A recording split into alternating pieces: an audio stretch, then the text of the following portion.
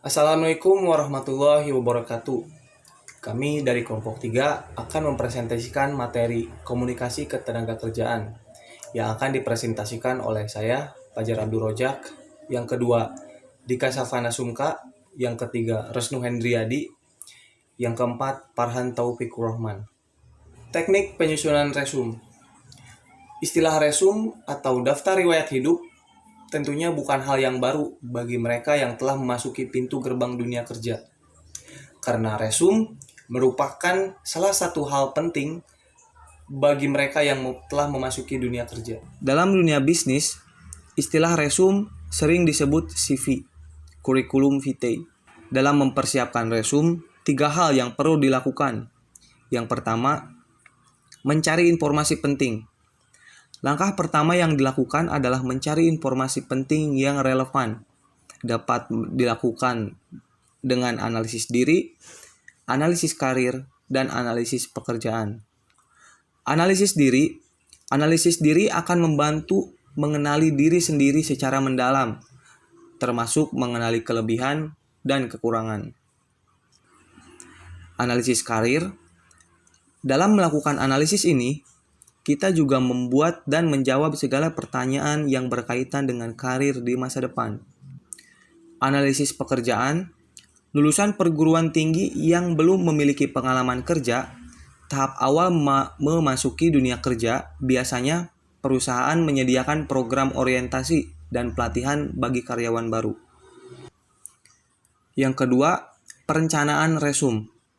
Dalam merencanakan resum, ada 3 hal, yaitu yang pertama, tujuan karir.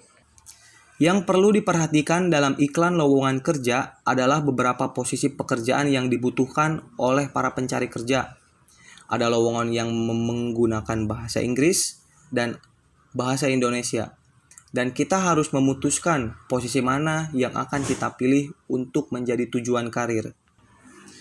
Yang kedua yaitu informasi pribadi. Data pribadi yang tercantum dalam resum adalah nama, tempat, dan tanggal lahir, alamat rumah, jenis kelamin. Kita juga dapat menambahkan data-data lain yang berkaitan dengan pekerjaan yang akan kita pilih. Dan kita harus memperhatikan syarat-syarat pekerjaan dan karakteristik pribadi sebelum mengajukan lamaran dan membuat resum. Yang ketiga, referensi. Referensi adalah orang-orang tertentu yang memberikan surat rekomendasi yang berisi berbagai hal yang mereka ketahui tentang kita. Orang-orang memberikan referensi akan menambahkan kredibilitas penambahan referensi. Salah satu keuntungan dalam menggunakan referensi di resum ini adalah untuk meyakinkan kepada organisasi atau pencari kerja atau perusahaan tentang prestasi dan kemampuan positif kita. Dan hal yang terakhir dalam pembuatan dan mempersiapkan resum yaitu pembuatan resum. Resum dapat dibuat dalam berbagai bentuk. Resum yang baik menekankan pada kompatibilitas kualifikasi kita dan prospektif persyaratan kerja. Resum mencakup nama, alamat lengkap, tujuan kerja, kualifikasi, informasi pribadi, dan referensi. Yang termasuk dalam informasi pribadi personal adalah pendidikan, berbagai keterampilan, hobi, penghargaan, dan keanggotaan sosial. Assalamualaikum warahmatullahi wabarakatuh. Nama saya Dika Safana Sumka. Di sini saya akan melanjutkan materi yang sebelumnya dijelaskan oleh Fajar, dan saya akan meneruskan tentang latihan penyusunan resume. Di sini saya akan menjelaskan poin-poin tata cara penyusunan resume yang benar menurut kelompok kami. Untuk dapat meringkas resume yang benar, maka teman-teman harus memperhatikan langkah-langkah di bawah ini. Yang pertama, membaca teks asli. Membaca teks asli sangatlah penting guna mengetahui isi dan memahami maksud dari penulis. Kita dapat membacanya berulang-ulang supaya lebih paham tentang naskah tersebut. Kita juga dapat mencatat istilah yang sulit dipahami dan mencari maknanya supaya dapat mempermudah dalam melakukan penulisan resume. Yang kedua, menentukan dan mencatat gagasan utama. Tentukan gagasan utama dari naskah atau tulisan yang kita buat.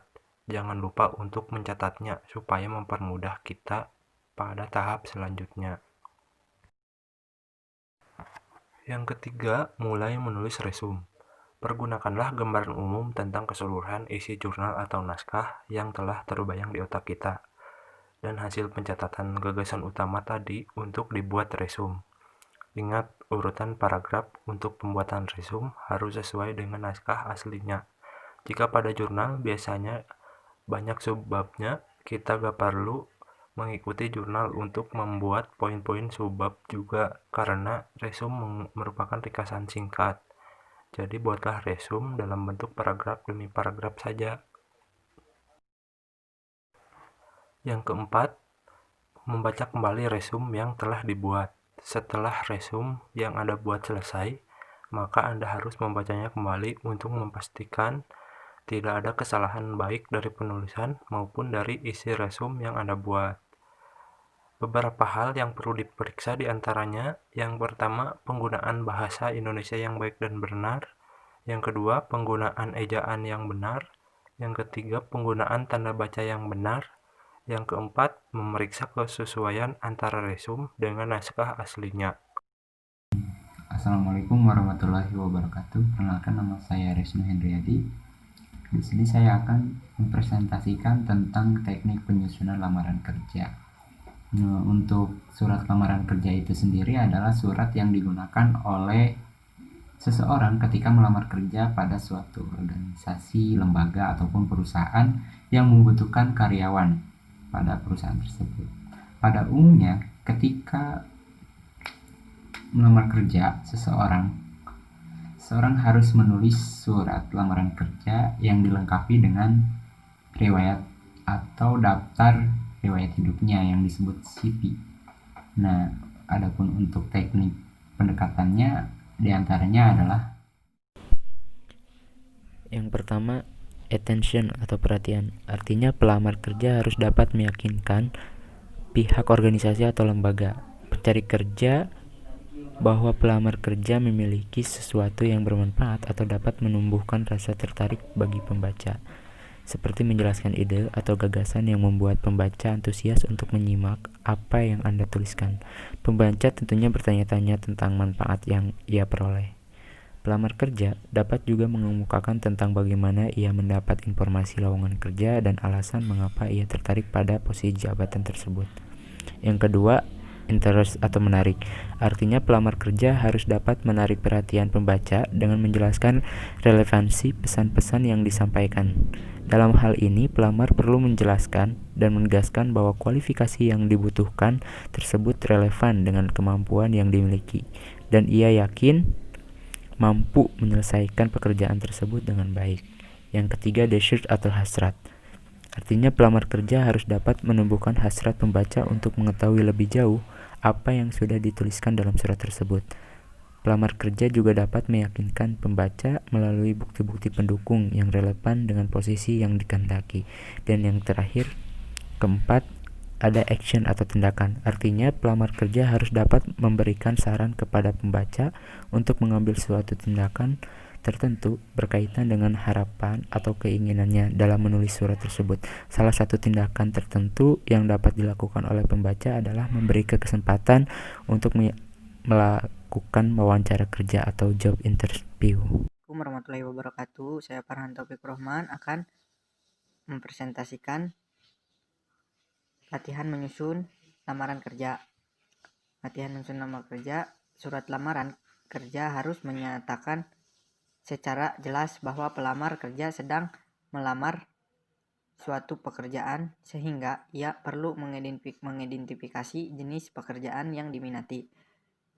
Yang perlu dicantumkan yaitu rangkuman, nama, sumber publikasi, pertanyaan, dan cuplikan berita. Latihan menyusun lamaran kerja. 1. Paragraf pembuka. Surat lamaran kerja sebagai bentuk surat jenis yang lain harus dibuat sebaik mungkin dan menarik perhatian bagi pembaca. Surat lamaran kerja harus menyatakan secara jelas bahwa pelamar kerja sedang melamar suatu pekerjaan, sehingga ia perlu juga mengidentifikasi jenis pekerjaan yang diminati. 2. Paragraf pertengahan. Setelah menarik perhatian pembaca pada awal paragraf, pelamar kerja harus perlu menyajikan kualifikasi yang dimiliki untuk mengisi suatu pekerjaan yang diinginkannya.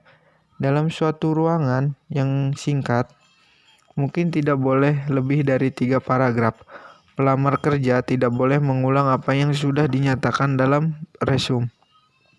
Usahakan penjelasan dalam paragraf tersebut benar-benar sangat diminati dan sangat diharapkan pembaca.